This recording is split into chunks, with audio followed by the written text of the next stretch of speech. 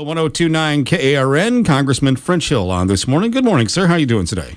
Kevin, good morning to you. I hope I haven't caught you in a bad mood because of a very strong statement yesterday about the president's veto of the Keystone Pipeline.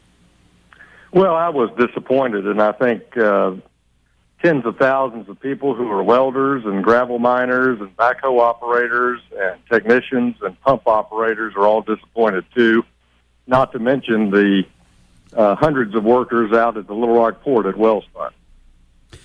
Probably not unexpected, this veto by the president. I think he had stated that he was going to veto this particular project. What is the feeling of the people in Congress, not only yourself, but other people you've talked to about this? Well, I hope Congress can continue to come together and help see this project go forward. I hope the president over time will reconsider. The American people want it. I think it's a key part of our North American energy independence and the safest way to move crude oil as opposed to train. So I'm disappointed. I hope he sees the light, changes his mind. We just had that train accident in West Virginia. Was that a part of one of those oil trains that moves across the country that we're talking about here? It was, and the rail industry and the federal government are also working on enhancements to tank car safety, which is a big deal, and it's moving through the process. This is something they're all eager to do to give these tank cars more resiliency.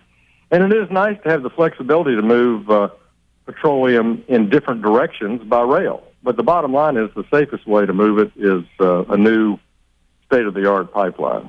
Second District Congressman French Hill on this morning. Where are we now with the Keystone Pipeline? What is the next step, or is it dead in the water? Well, the next step is to see if, with the president's veto, if we can muster the 290 votes in the House of Representatives and 67 votes in the Senate to override that veto. And I know that kind of conversation will be taking place over the next few days. And you really don't know who's for or against a veto override until you have one that comes before you. So it'll be interesting to see the dynamic. We were short of those levels on the passage of the bill modestly. We needed, I think, 2 or 3 more senators, and we needed a few more members of the House to be the veto level.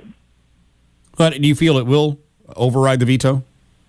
No, I just think that's what's being worked on. I don't have a prediction. I mean, I'm going to be doing my part to try to encourage my colleagues to support an override, but it remains to be seen. I'm sure that vote counting will be going on over the next few days. Second District Congressman French Hill on this morning. Another deadline is coming up. I think it's Friday for Homeland Security and the budget there. Right. So the House of Representatives passed a bill that fully funds the Homeland Security Department. It's all the border guards, it's the TSA agents, it's all the equipment they use for land, sea, and air.